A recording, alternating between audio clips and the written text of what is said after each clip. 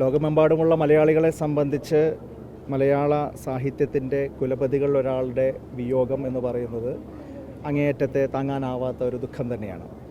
എന്നാൽ അതിനപ്പുറത്ത് തൃത്താലക്കാരായിട്ടുള്ള ഞങ്ങളെ സംബന്ധിച്ച് ഞങ്ങളുടെ ഒരു സ്വകാര്യ അഹങ്കാരം തന്നെയായിരുന്നു MT.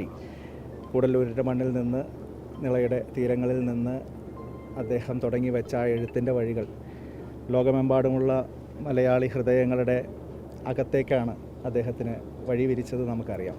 അപ്പം അതുകൊണ്ട് തന്നെ അദ്ദേഹത്തെ ഓർക്കുമ്പോൾ ഇനി MT ഇല്ലാത്ത ഒരു കാലത്തിലേക്കാണ് നമ്മൾ കടക്കുന്നത് എന്നുള്ളതിൻ്റെ ഒരു വേദന എല്ലാവരുടെയും മനസ്സിലുണ്ട്. എനിക്ക് തോന്നുന്നത് കാലത്തോട് ഏറ്റവും സക്രിയമായി പ്രതികരിച്ച ഒരു സാഹിത്യനായകനാണ് അദ്ദേഹം. പറയാനുള്ള കാര്യങ്ങൾ ഒരിക്കലും പറയാതിരുന്നിട്ടില്ല. അധികാരത്തിന് മുമ്പിൽ ഒരിക്കലും തലകുനിച്ചിട്ടില്ല. വാക്കുകളിൽ ഒരിക്കലും അനാവശ്യമായിട്ടുള്ള ഒരു മയപ്പെടുത്തൽ അദ്ദേഹത്തിൻ്റെ ഭാഗത്ത് നിന്നുണ്ടായിട്ടില്ല. അങ്ങനെ ഏറ്റവും കൃത്യമായി തൻ്റെ സർഗ സൃഷ്ടികളെ സാമൂഹ്യ വിമർശനത്തിനും മനുഷ്യ മനസ്സുകളെ അടയാളപ്പെടുത്തുന്നതിനുമായിട്ട് ഉപയോഗിച്ച ഒരാളെന്ന നിലയിൽ തന്നെയാണ് അദ്ദേഹത്തിന് വിവിധ തലമുറകളുടെ ഇടയിൽ ഒരേപോലെയുള്ള സ്വീകാര്യത ഉണ്ടാകുന്നത്.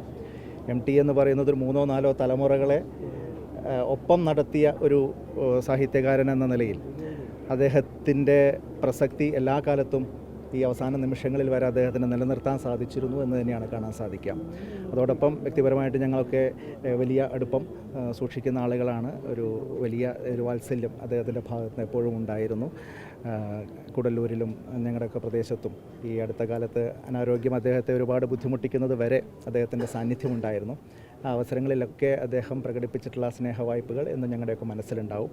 അദ്ദേഹത്തിൻ്റെ ഈ നിര്യാണത്തിൽ അഗാധമായിട്ടുള്ള ദുഃഖം രേഖപ്പെടുത്തുകയാണ്. ഞങ്ങളുടെ നാട്ടുകാരുടെ കൂടി ഒരു വികാരം ഇവിടെ പങ്കുവയ്ക്കുകയാണ്.